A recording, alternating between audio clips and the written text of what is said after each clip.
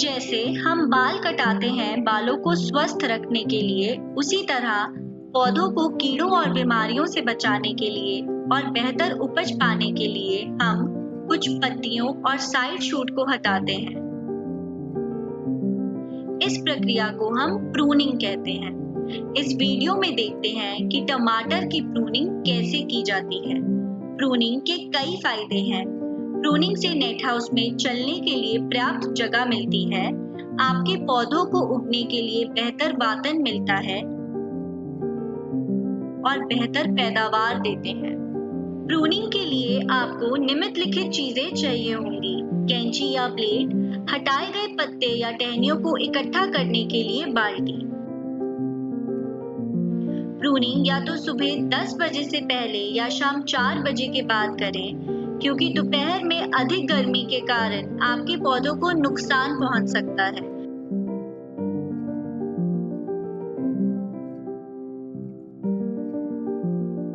सुनिश्चित करें कि आप कैंची या ब्लेड का उपयोग करके पौधों को काटें, अन्यथा पौधों को अधिक नुकसान होगा।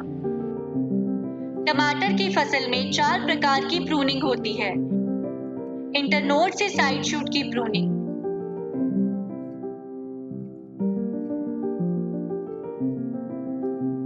यह रोपाई के 20 से 25 दिनों में शुरू होती है, जब आपकी फसल 1 से 1.5 फीट की ऊंचाई तक पहुंच जाती है।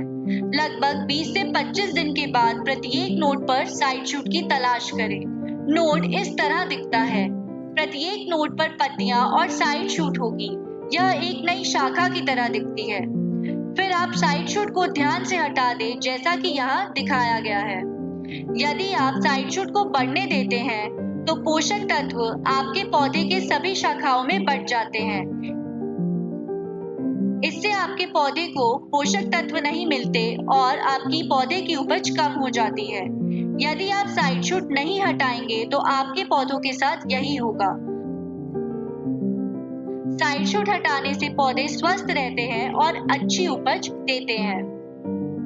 2 या 3 मुख्य शाखाओं को रखने के लिए प्रूनिंग।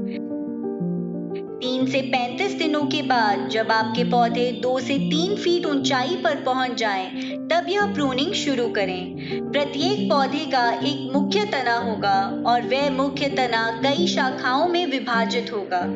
शाखाओं में तने का विभाजन इस तरह दिखता है। आपको मुख्य तने से निकलने वाली मजबूत 3 शाखाओं को चुनना है और बाकी कमजोर शाखाओं को हटाना है। गर्मी के मौसम में फरवरी से जून तक 3 शाखाओं को चुनें, क्योंकि गर्मी के मौसम में पौधे की बढ़ने की वृद्धि कम होती है। बरसात और सर्दियों के मौसम में जुलाई से जनवरी तक 2 शाखाओं को चुनें, क्योंकि बरसात और सर्दियों के समय में पौधों के बढ़ने की वृद्धि अधिक होती है। इंटरनोड पर साइड शूट हटाने के लिए सुनिश्चित करें कि आपके ऊपरली 0.5 फीट के हिस्से पर अंकुर स्तर पर कोई प्रूनिंग ना हो, क्योंकि यहाँ पर पुष्पन बिंदु और वृद्धि बिंदु के बीच में पहचान करना कठिन होता है।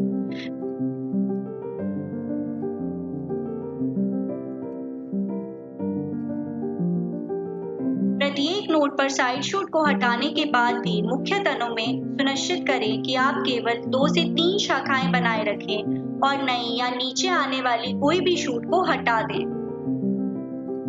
पुरानी या कीट या रोग से प्रभावित पत्तियों की प्रूनिंग। यह 30 दिनों के बाद एक नियमित गतिविधि रहनी चाहिए।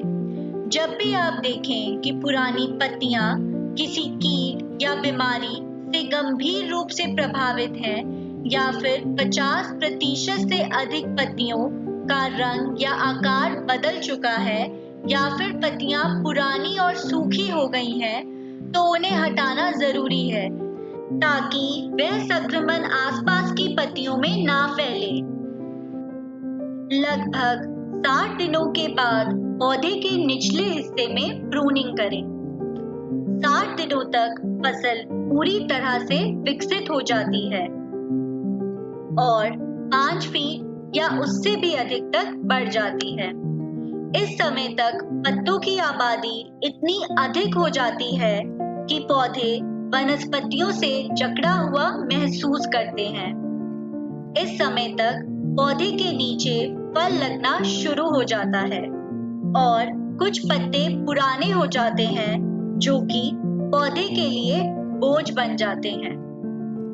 पौधों को बेहतर वातन देने के लिए और फलों को संक्रमण से बचाने के लिए हमें सभी पौधों के निचले हिस्से में प्रूनिंग करनी चाहिए। इसीलिए 60 दिनों में यदि आपका पौधा पूरी तरह से विकसित हो गया है तो जमीन से 1 से 1.5 फीट ऊपर तक पूरी तरह से प्रूनिंग करें। आपको पुरानी पत्तियां हटाने की जरूरत होगी। प्लॉट में प्रत्येक पौधे के निचले हिस्से को काटने के बाद आपका प्लॉट इस तरह दिखाई देगा। सभी कटी हुई पत्तियां और साइड शूट को एक बाल्टी में इकट्ठा करें और संक्रमण से बचने के लिए कचरे को नेट हाउस से दूर फेंक दें। फसल के स्वास्थ्य को बनाए रखने के लिए और अच्छी उपज प्राप्त करने के लिए आपको हर हफ्ते इस प्रक्रिया को करने की आवश्यकता है। सभी महत्वपूर्ण चरणों को फिर से देखें। रोपाई के 20 से 25 दिनों के बाद प्रूनिंग करना शुरू करें। 35 दिनों के बाद 2 से 3 मजबूत शाखाएं रखें और बाकी को हटा दें। 40 दिनों के बाद गंभीर रूप से कीट और रोग से प्रभावित पत्तियों को प्रूनिंग करें। लगभग 60 दिनों के बाद पौधे के निचले हिस्से में प्रूनिंग करें। यदि आप प्रूनिंग अच्छी तरह से करते हैं तो आपके प्लॉट में पौधों को अच्छा वातन मिलेगा और कम कीट और रोग होंगे, जिससे आपका कुल उत्पादक बढ़ जाएगा। यदि आपके पास अभी भी कोई प्रश्न है तो कृपया खेती के कॉल सेंटर से संपर्क करें।